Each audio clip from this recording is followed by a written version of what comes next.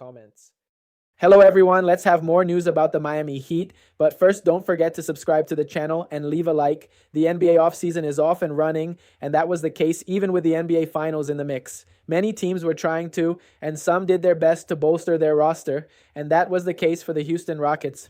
The Rockets came away as winners in the Kevin Durant sweepstakes as they traded for the 15-time All-Star on Sunday, just hours before Game 7. It is a move that can and will continue to make shockwaves in the NBA.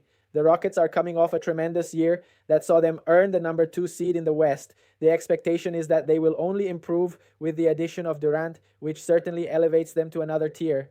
Many teams had a chance to acquire Durant, including the Miami Heat. The expectation was that the Heat were among the favorites, but according to John Gambadoro of Arizona Sports 98.7 FM Phoenix, Miami was unwilling to trade away two of their key players, Nikola Jovic and Kel Elware, in a deal for Durant. Miami was never really serious. They just pretend to be to appease their fan base. According to ESPN's Shams Charania, the Heat had to assemble a substantial trade package to acquire Durant without including Ware. The deal reportedly featured Jaime Jaquez Jr., Nikola Jovic, Haywood Highsmith, the number 20 pick in the 2025 draft, and a future pick swap. The Heat were among the three teams for whom Durant was intended to join. Miami had the pieces to make a move for Durant, but it appeared they were never real contenders to land the 4-time scoring champion. Instead, the 36-year-old superstar is headed to Houston, a team that might have been just one piece away from title contention. Now let's go to another video. Don't forget to leave a like. Officially NBA draft night. The Heat did not land Kevin Durant, so they still have the 20th overall pick. And on today's show, I am going to go through my final draft targets for Miami, assuming they keep that pick going into tonight. I'll also look at what positions I'm targeting for Miami, my big board. I'll rank them all. And then at the end, I got a couple prospects that I would crash out over if the Heat ultimately take them at 20. But hey, it is draft day. If you're fired up, if you're ready to go for tonight, we'll be live. So make sure you subscribe, but hit that thumbs up icon if you are fired up for the NBA draft. It's going to be a lot of fun. We'll see who the Heat take. All right, when we talk about what Miami should look for here in the draft, I think they should be targeting guards. They should be targeting wings. And I do want to clarify this as well as we go and look at these draft targets. I am ranking them by where I'd want them. So the number one guy that we'll talk about is the player that I want the Heat to ultimately take at 20 at the most. And then as they fall down the board, you'll see where I rank some of these prospects. But Miami should clearly be looking to upgrade their backcourt alongside Tyler Hero and should be looking for an athletic wing. These are two prospects here I want to quickly discuss because I do not believe there is a world that they end up making it to the 20th pick. What I personally believe. I both have them as top 10 prospects in this draft class. But there have been some mock drafts out there where Jonas is there at pick 17. Igor Demen makes it to the Wizards or Nets at 18 or 19 right in front of Miami. So if they have a chance to slip that far, then I guess maybe it's not the craziest thing to assume they are at 20. I'll say it right now. If one of these two are available with that 20th pick and the Heat don't take them, I'm driving down to Miami myself in rioting in front of the arena, which I borderline want to anyway with how botched this Kevin Durant trade situation was, but that's neither here nor there. But before we officially get into my prospects, like I mentioned, we're looking for a backcourt partner for Tyler Hero, and we're looking for an athletic wing. I know a lot of you might say, why do we need athletic wings? We have Andrew Wiggins, we have Jovic, we have Jaquez. They're simply not good enough to win in the NBA playoffs. I think that was very detailed by that first-round drubbing by the Cleveland Cavaliers and how much they struggled in the regular season. So, with the number one prospect on my big board for Miami, I'm going with the guard from France, Nolan Traore. Miami needs a high upside player with this pick because the only way they get out of the mediocrity they are in right now is if they either draft a superstar or trade for a superstar. And there aren't many superstars available with the 20th pick, but there are some guys that can have that upside. I view Traore as one of those. He has spent the last couple of years playing professional ball for San Quentin. Super high usage rate. Literally had a 34% usage rate last season. This season, about 29.4%. His first step is absolutely wicked. He is a blur in transition. He struggles shooting the ball a little bit, which is a concern. Doesn't have the best shot from deep. But his ability to get 2 feet in the paint when driving to the rim is just huge. And when you're looking at guards that can get in the paint, get to the rim, finish, but also draw the defense in to collapse, allowing you to kick out, are just so pivotal in today's game. He had a 41.4% assist rate this past season. That ranks in the 97th percentile. Just ridiculous numbers from Traore. 6'3" without shoes, 6'8" wingspan. So with his speed, his size, he projects as someone who can play both ends of the floor at a high level, take some of the playmaking duties off Tyler Hero's hands, and you could see him flourish in the 305. Reason why I have him number 1. Number 2 on my list, Cedric Coward, the forward from Washington State. I'll be honest, I almost wanted to put him in the list with Yakachonis and Demen because at this point in the draft process, I do not think there's a world where he ultimately is there at 20. I feel like the Suns at 10 might take him. I think San Antonio at 14 might take Coward as well. He's just got so much upside. He's 6'5" without shoes, 7'2" wingspan, so an unbelievable physical profile. But he showed so many good things in the 6 games he played at Washington State this year. Fortunately, suffered that shoulder injury, which cost him his season. And if you paid attention to the college basketball cycle, he committed to Duke in the transfer portal while being open to the draft. Had such a good combine, stayed in the draft, and he's going to be a first-round pick without hesitation. He gets to the mid-range. He posts up smaller defenders. He reminds me just so much of Jalen Williams, the wing from the OKC Thunder, who obviously was just the second option on a championship-winning team. Do I think Coward can become that? Maybe. I'm not going to guarantee it, but as I mentioned with Traore, I want to take a high upside swing with that 20th overall pick. And 2 guys that I believe have a chance of being there are Traore and Coward. Those are the 2 highest ceilings out of any of the players I believe that would be around that area, which is why I have them at number 1 and number 2 on my big board. Name your guy. My number 1 guy, I want Nolan Traore. Who do you want the Heat to draft? Who is the guy that you think is reasonable, but is also the number 1 dude on your board? Let me know your thoughts in the comments. I've been pounding the table for Rasheer Fleming a while now, and I would have had him number 1 a long time ago in this draft process. But I don't think his ceiling is as high as Troy and Coward's because he doesn't have the ball handling and playmaking possibilities that Coward and Traore show out here. But with Fleming, 6'8", 7'5" wingspan, finished 66% of his shots at the rim, shot 39% from 3. He is very versatile on the defensive end of the floor. He can guard 2s, 3s, 4s, even 5 small ball. His size is so impressive. He's stocky. He's athletic. He can defend so many different positions, which is something we know Eric Spoelstra values so much in his defensive scheme. Would he start right away for Miami? Probably not. I also don't think Cedric Coward would either, to be honest, because Wiggins, if he stays on this roster, would likely be your starting 3. But Fleming is just such a Miami Heat guy. He will probably be available in that range. I have him as the top 16 player in this draft class. Fleming would be a great pick for Miami as well. Nick Clifford, the guard/forward out of Colorado State, is my 4th guy here. You want versatility on the offensive end. Clifford is your guy. He started his career playing for Colorado, then transfers to Colorado State, and it just went so many different progressions, which I love.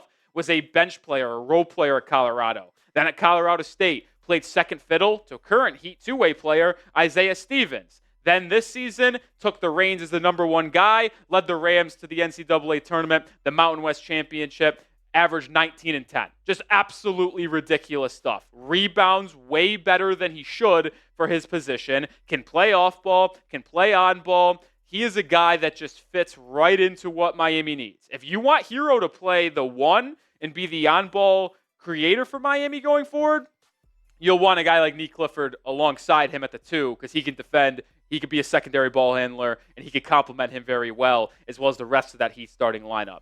Older prospect, but he's someone that will contribute and play right away. Make sure you do subscribe, not only for daily Miami Heat content, but for our live show. We'll be live for day 1 of the draft tonight. We'll be live tomorrow as well for day 2. Despite Miami not having a pick, we're still going to come hang out and talk about the rest of the NBA action. So subscribe for more daily Heat content. Number 5 is going to be a little bit of a shocker here, but I'm going to go with Adou Thiero, the wing from Arkansas. I have just continued to grow on him so much. He reminds me of the Thompson twins. I think he could be their third long-lost brother, if we're going to be completely honest. Started at Kentucky with Coach Calipari, then follows him to Arkansas and had his best season this past year for the Razorbacks in terms of raw stats. He is an excellent finisher around the rim. He was in the 91st percentile in shots at the rim made, 92nd percentile in non-paint 2 made. He is excellent defensively with his 6'6" and a quarter size, 7-foot wingspan, 3.4 steal percentage, and a 2.9 block percentage. The only knock on Thiero is the fact that he doesn't really have a jumper. But you get free throw line it in, this guy is as dynamic as it gets. And with the Heat having one of the best developmental systems in the entire NBA and one of the best shooting systems in the NBA, just look at what Caleb Martin, Max Strus, Gabe Vincent, Haywood Highsmith, Duncan Robinson, Kendrick Nunn. This is the last 5 years. Like, I would believe they would get the best out of a Adou Thiero's jumper. You can't teach his athleticism. You can't teach his size. Would be awesome off the bench for the Miami Heat as one of those athletic 3-and-D wings. I think he reminds me a lot of Peyton Watson from Denver, and that's someone that I could like to have off the Heat's bench. As we get into the back half of my draft targets, I'll put Jace Richardson here at number 6, a player that a lot of Heat fans have been in the comments looking for. The one knock I have on Jace is just his size, and unfortunately, it's a real concern. He's 6 foot without shoes. So yeah, he's 6'1" and change, but he plays more as an off-ball guard. So are you going to be able to have an off-ball guard like that next to Hero, that small? Or are you going to trust that his limited sample size in terms of his playmaking could translate to a larger role and a usage rate in the NBA? There's no doubt about this. Jace is incredibly good in terms of his feel for the game. He cuts extremely well. He relocates after making a pass. It's a simple thing, but he does it at an extremely high level. Aggressive defender as well at the point of attack. He's crafty. And I mentioned the small usage rate. The potential is there. Not a lot, but he was in the 91st percentile as the ball screen handler. So maybe he can really take that next step and be a lead handler in the NBA. If I'm looking for a guard, I'd probably prefer someone that fits next to Hero better than Jace, but I certainly would not be upset with Richardson being the pick at number 20.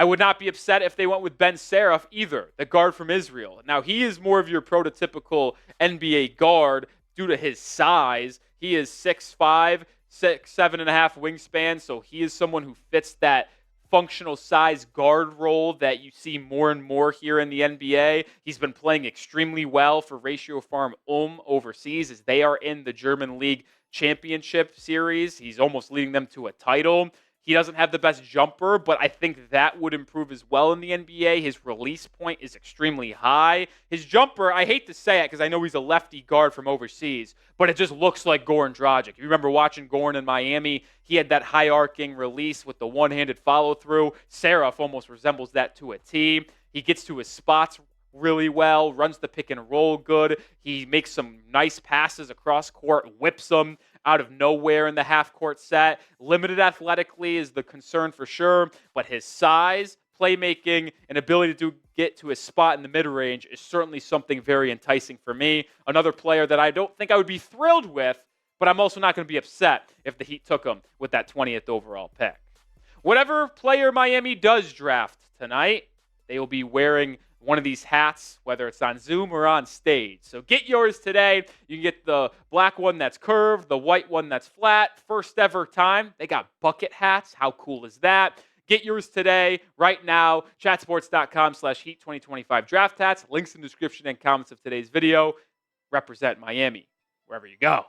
Let's move over to number 8 here with Asa Newell. I'm not really that in on taking a backup big man, but I'm also not going to shy away from it. Like, if the board falls in an extremely weird way, there is a way that I am happy and okay with going big man. One of those would be if Thomas Sorber from Georgetown's there. I don't have him on this list. I think he's basically a lock to go top 15 now. And even then, it would still be a question if I want to go with Sorber over a guard, because do you really want to address the center spot to be a backup behind Ware and Bam again?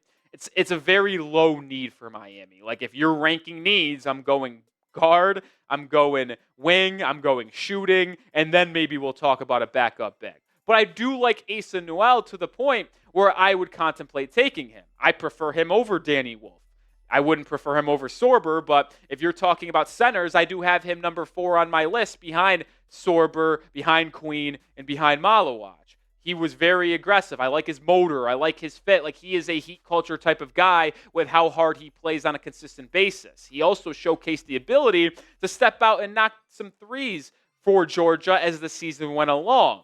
He is aggressive. He is switchable defensively, which I hate to keep on bringing that up, but we know the Heat play a defense that requires people to switch almost every single time a ball screen is set. Is that the smartest thing? No, and we could have a conversation about that in a different day, but if you are going to run that system, it's probably smarter to have a lot of players that can do it. I think Noel fits that mold with his foot speed, his verticality to fit in that, and I really like his potential fit if the Heat did want to go big man at 20.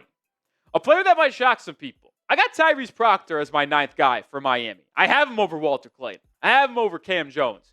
I am a fan of Proctor, and I have a first-round grade on him, which I'm not in the most popular of NBA draft people that have that. Like, most people have him as an early to mid-second round pick. I see Aaron Nesmith when I watch Proctor play.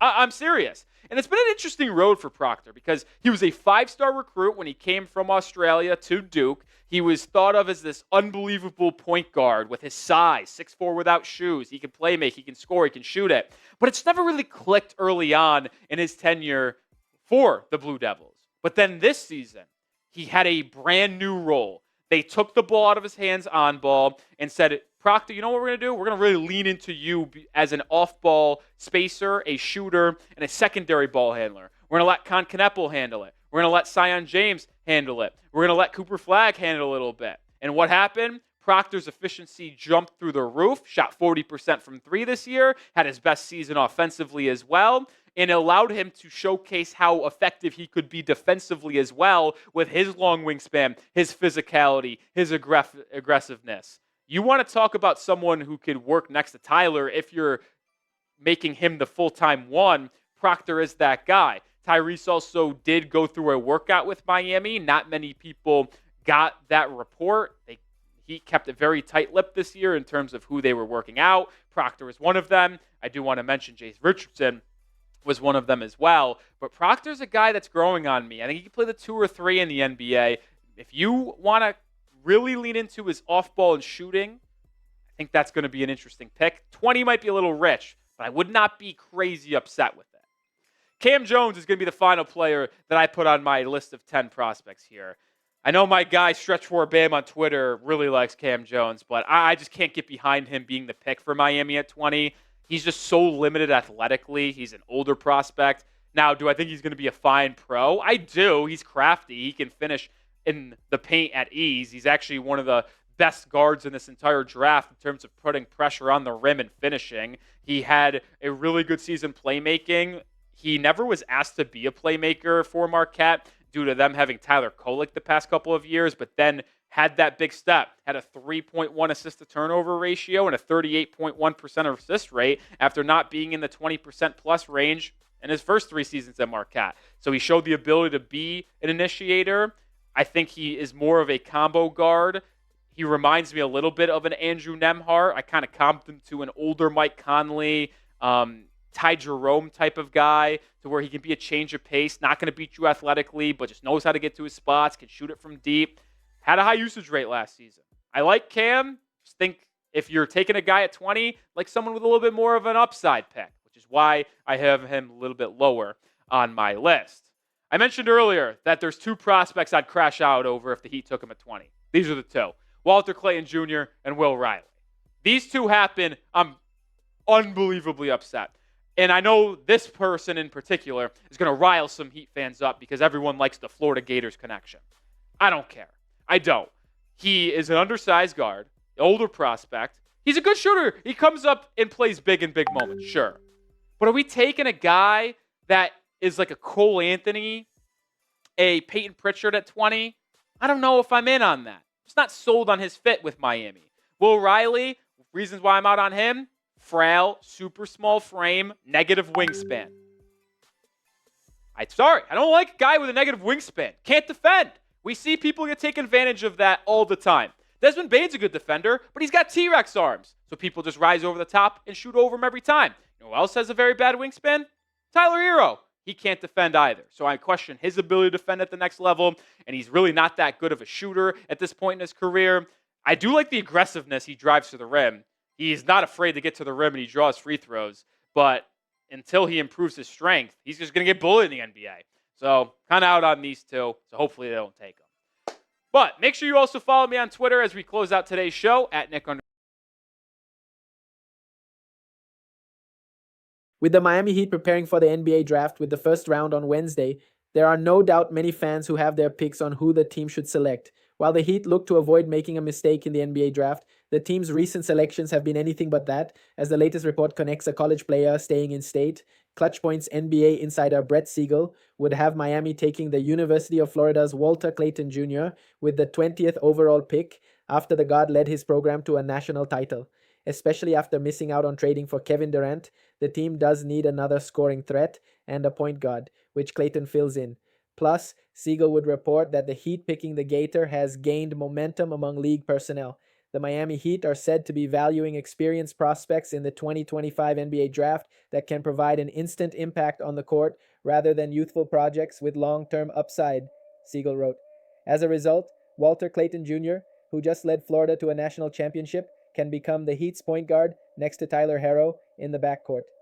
After missing out on trading for Durant, Miami needs to prioritize finding scoring threats next to Hero and Bam Adebayo, Siegel continued.